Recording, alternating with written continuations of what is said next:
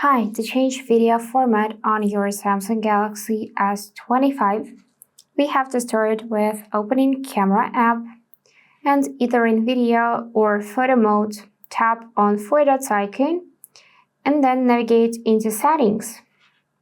Now we need to start scrolling down to find Advanced Video Options. And after that on top, you should see this tab Video Format.